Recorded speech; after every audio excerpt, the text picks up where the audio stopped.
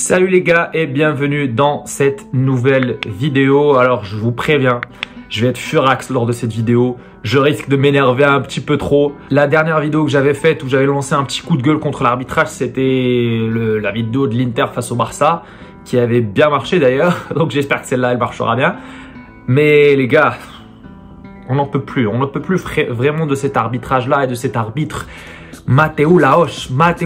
On va essayer de décortiquer petit à petit ce qui s'est passé lors de cette rencontre, ce derby catalan entre l'Espagnol Barcelone et le Barça au Camp Nou. Premier match du Barça après la trêve, après la Coupe du Monde. Et ben match nul, déception, frustration. Déjà au tout début du match, quand j'ai vu la première mi-temps qu'avaient fait Rafinha et Fati, il y avait trop de déchets, trop d'imprécisions, trop de ratés. J'ai pas l'impression que c'est des joueurs qui jouent avec la niaque, qui jouent avec la grinta et qui rentrent sur le terrain pour tout donner. Alors je peux comprendre pour Fati parce qu'il a été tellement traumatisé par les blessures et qu'il a été absent des terrains pendant 1 an. Et à son retour, il s'est encore reblessé. Et là, il essaie de reprendre petit à petit et de revenir petit à petit en forme. Et ça va être compliqué pour lui de revenir à sa forme d'avant. Le joueur qui rentrait à chaque fois qui rentrait sur le terrain, il était décisif, il marquait un but.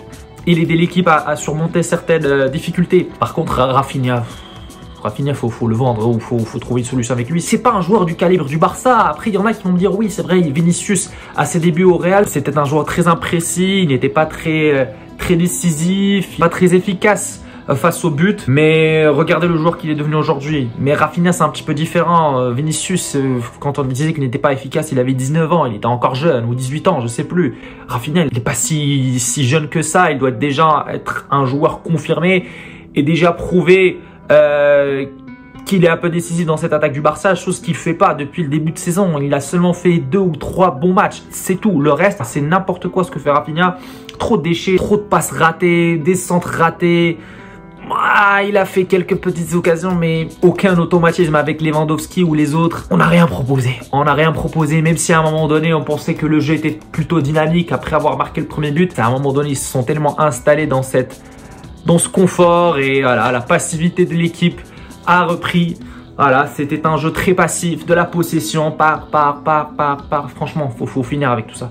Alors, on a vu ce qui s'est passé avec l'Espagne en Coupe du Monde, c'est vraiment l'exemple clair qu'il faut arrêter avec cette philosophie de la possession de balle. Je pense que le seul Guardiola est encore capable de gagner avec cette philosophie-là parce que lui, c'est le maître de la possession. Il joue pas avec une possession inutile, le fait de garder la balle et de se faire des passes et c'est tout. Lui, il va au but, il veut créer des occasions, il veut marquer des buts, il veut garder le ballon pour son équipe afin que ses joueurs soient efficaces face au but et de créer le maximum d'occasions possibles et de concrétiser le maximum d'occasions possibles, chose que le Barça ne fait pas, chose que l'Espagne en Coupe du Monde n'a pas fait.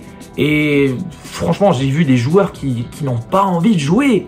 On est passé d'une Coupe du Monde où vous voyez des guerriers sur le terrain, que ce soit de l'équipe d'Argentine, de l'équipe du Maroc, même la France lors de quelques matchs, à une équipe du FC Barcelone qui est là à se faire des petites passes. On dirait qu'ils étaient en train de s'entraîner. Les gars, c'est un match de Liga, c'est un derby.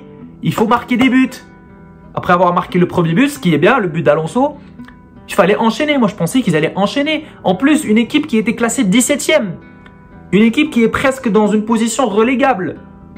Comment c'est possible de rester dans cette passivité-là et dans ce confort-là et de ne pas se procurer le maximum d'occasions possibles et d'attaquer le but adverse? Faut attaquer, faut aller les manger. Non, on est là, on se fait des passes, on est tranquille, on est entre nous.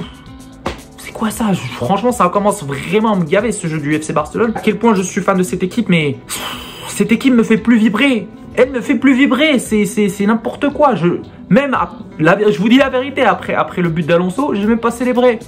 Je me dis ok, ils ont marqué un but, on verra ce qui va se passer après parce que je sais qu'ils allaient tomber dans cette passivité-là, comme d'habitude. Après, la vérité, Jordi Alba, il m'a un petit peu plu. Il était un petit peu présent partout, offensivement, en défense aussi.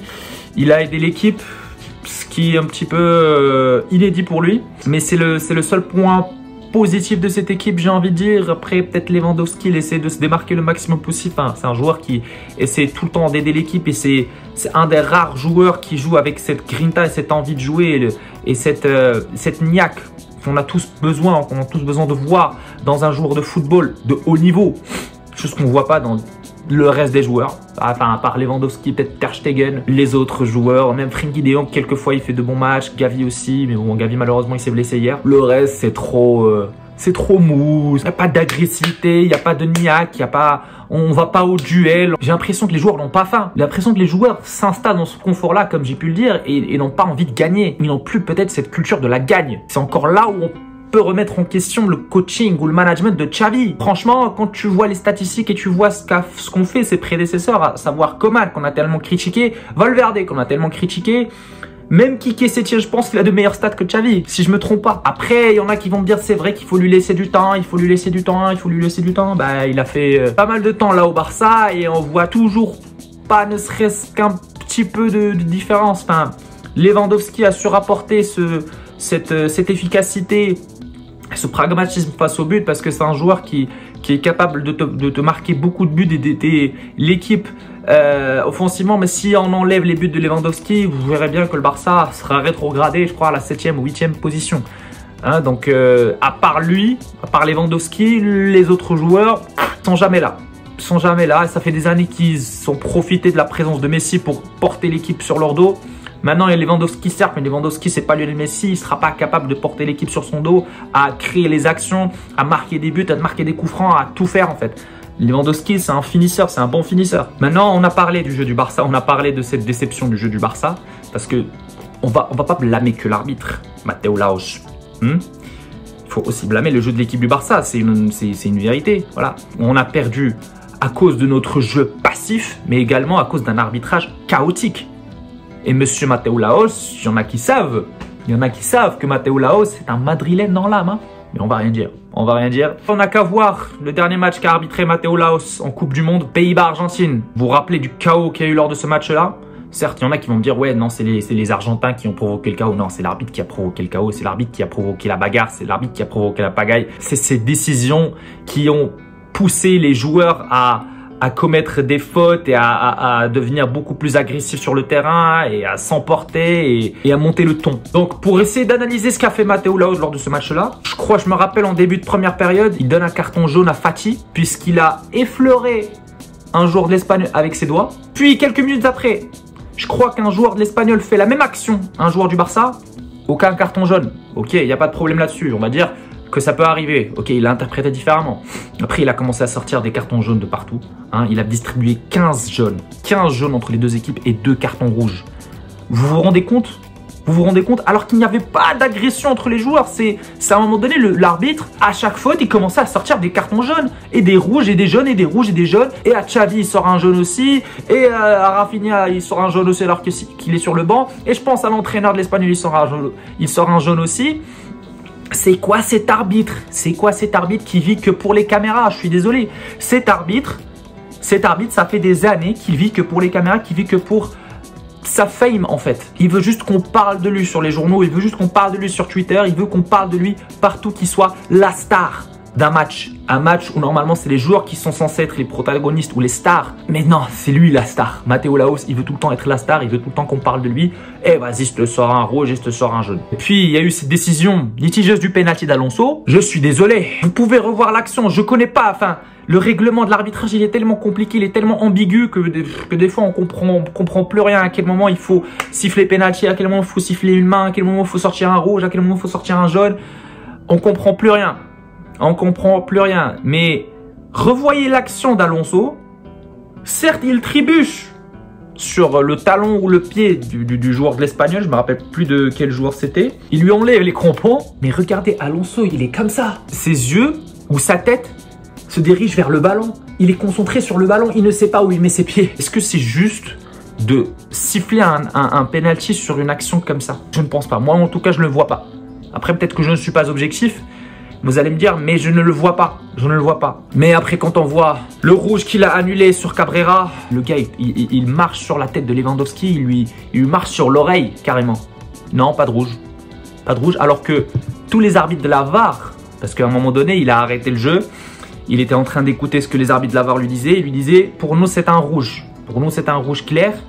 Si pour toi, tu as un doute, va le voir. Mais pour nous, c'est un rouge. Tous les arbitres de la VAR, ils sont 4, je crois. Ils sont 4 à dire que c'est un rouge. Mais lui, en allant voir la VAR, bah il tranche en disant non, c'est pas un rouge. Après, je pense qu'il y a un autre joueur d'Espagnol qui a eu un rouge ou je ne sais pas. Mais bref, encore une décision litigieuse. Et puis le rouge de Jordi Alba, qu'est-ce qui s'est passé? Et ce qui est fou, c'est que dans le rapport que doivent rapporter les arbitres après le match, qu'est-ce qu'il a écrit, Mateu Laos? Rouge pour Jordi Alba, pour contestation d'une de mes décisions. Alors, à quel moment on sort un rouge lorsqu'un joueur conteste une décision? Parce que sur l'action qu'on a tous vue, le gars, il lui sort un rouge. Alors, on a pensé peut-être qu'Alba a prononcé un mot déplacé, ou il a insulté, ou il a manqué de respect.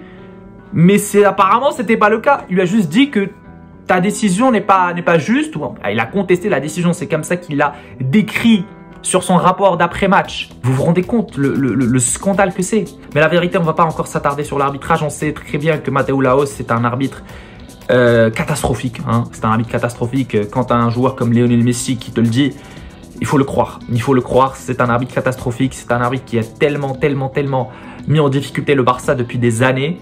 Donc Messi, quand il a critiqué en Coupe du Monde, il savait de quoi il parlait. Mais la vérité, il faut plutôt blâmer ce jeu de l'équipe du Barça, ce management de Xavi, qui est un petit peu qu'on comprend pas. On a tellement des joueurs talentueux, on a un étendue d'effectifs qui est impressionnant. On est capable de battre n'importe quelle équipe au monde, mais on peut même pas battre une équipe qui est classée 17e en Liga.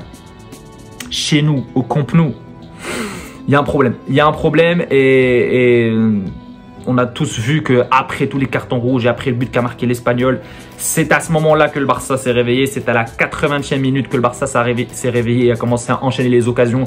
Mais les gars, il vous faut tout ça pour vous réveiller. Il vous faut tout ça pour vous mettre à bout. Il faut vous mettre vraiment à bout, à vous sortir des cartons jaunes et des cartons rouges de partout, à vous marquer un but, à égaliser à la 70e pour vous dire « Ah non, en fait, il faut se réveiller maintenant, il faut marquer. » Pourquoi vous ne l'avez pas fait avant? Pourquoi vous ne l'avez pas fait avant? Vous aviez 70 minutes à boucler le match, à marquer un deuxième, un troisième. Non, passivité, possession, on est au calme, on est entre nous, petite séance d'entraînement. Faut vraiment y remédier à tout ça, il faut vraiment essayer de trouver vite des solutions efficaces et de rendre cette équipe-là plus pragmatique, j'ai envie de dire, parce que le football d'aujourd'hui ne se base plus sur la possession. Dans le foot d'aujourd'hui, il faut gagner les matchs. Mais le Barça veut toujours rester associé à sa manière de jeu, la Masia, la tiki-taka, la philosophie de Johan Cruyff, de Rijkaard, de Guardiola. C'est fini tout ça, les gars. Il faut évoluer. Il faut évoluer. Il faut trouver un autre moyen pour gagner les matchs. C'est simple. Il faut être efficace. Si moi, mon équipe fait 70% de possession, 22 tirs, je crois, 22 occasions, et on finit match nul au Camp Nou, c'est qu'il y a un problème quelque part. Il y a un problème quelque part quand tu as des joueurs comme Dembélé, Lewandowski, Frenkie de Jong, Pedri, Gavi, tout cet étendu-là, tous ces talents que tu as dans cette équipe et que tu n'es pas capable de boucler un match contre un 17e de Liga, c'est qu'il y a un gros problème. Et je vous dis la vérité, quand je vois des équipes comme Arsenal et Manchester United, ce qu'ils font là en Première Ligue, je vous dis la vérité, l'Europa League, ça ne sera pas si facile que ça. À ce stade-là, je peux vous dire qu'une compétition comme l'Europa League, l'Arsenal est grave capable de la remporter, pas le Barça. Manchester United est capable de la remporter, pas le Barça. Et comme j'ai pu le dire dans ma vidéo précédente de Cristiano Ronaldo, j'ai peur qu'on se fasse éliminer par le Manchester United parce qu'ils sont tellement en forme, ils montent tellement en puissance avec l'arrivée de Ten Hag depuis le début de saison où on doutait un petit peu parce qu'ils n'étaient pas vraiment réguliers depuis le début de saison. Mais là, depuis le départ de Cristiano Ronaldo, le groupe ne vit plus dans une ambiance anxiogène où on parle tout le temps de Ronaldo, où on remet tout le temps en question le management de Erik Ten Hag. Maintenant, il a des joueurs qui sont tous là prêts à gagner pour cette équipe, qui sont tous prêts à jouer à n'importe quel moment, qui sont tous prêts à se sacrifier pour l'équipe, pour rester sur le banc. Donc avec cet état d'esprit-là, je pense que le Manchester United va faire mal, va faire très mal au Barça. Va faire très mal au Barça si le Barça n'évolue pas, ou si le Barça ne change pas sa manière de jouer. Parce que si on compare l'effectif des deux équipes, bien sûr qu'on est capable de le battre. On a Lewandowski, les gars. Lewandowski, c'est pas Rashford. On a les deux derniers Golden Boys, Pedri et Gavi. On a un très grand gardien, Ter Stegen. On a des joueurs, des ailiers hyper talentueux, Ferran, Dembélé. J'ai pas envie de citer Rafinha, mais voilà. On a un milieu de terrain tellement polyvalent qu'il est capable d'intercepter n'importe quel ballon, qu'il est capable de te trouver n'importe quelle passe clé, qui s'appelle Frenkie de Jong. Je peux vous dire qu'on a toutes les armes pour battre Manchester United. Mais si on continue comme ça, ciao l'Europa League. Et ciao la Liga aussi. Parce que t'as le Real aussi, faut pas les sous-estimer, hein. Le Real, ils sont bien. Hein. Ah, c'est pas parce qu'ils ont perdu face au Rayo Vallecano avant la Coupe du Monde qu'il faut remettre en question la saison du Real. Là, Benzema, il va revenir en force. Il va les aider à aller chercher beaucoup plus de victoires. Parce que, figurez-vous que le Real maintenant se retrouve à la même position que le Barça, même nombre de points, ayant gagné beaucoup de matchs sans Benzema. Alors, je vous laisse imaginer que si on rajoute Benzema à la recette, que va faire le Real cette année? Alors que nous, enfin, Lewandowski, même il avait une suspension de 3 matchs, on lui a enlevé. Franchement, je suis pas si serein que ça pour cette saison et je pense que Laporta, tous les leviers économiques qu'il a réalisés lors du dernier mercato, je pense qu'il va commencer à le regretter incessamment sous peu parce que déjà, l'élimination Ligue des Champions, ça nous a fait perdre pas mal d'argent. Et là, je crois, enfin, à ce rythme-là, on n'aura ni la Liga et ni l'Europa League. Il y a aussi la Super Coupe qui arrive, mais on ne sait pas ce qui va se passer. La Copa del Rey. De toutes les façons, si le Real continue à gagner, on aura tout le temps le Real Madrid face à nous. En tout cas, les gars, c'était tout pour cette vidéo. Petite vidéo coup de gueule. J'espère qu'elle vous aura plu. Si oui, n'hésitez pas à liker pour le référencement. N'hésitez pas à vous abonner aussi pour ne louper aucune de mes vidéos en activant la cloche également. À partager la vidéo en masse, hein. J'ai vraiment besoin de vous les gars pour faire grandir la chaîne bien évidemment. Et nous on se retrouvera lors d'une prochaine vidéo les gars. Prenez soin de vous et de vos familles et bonne année à tous. Ciao ciao.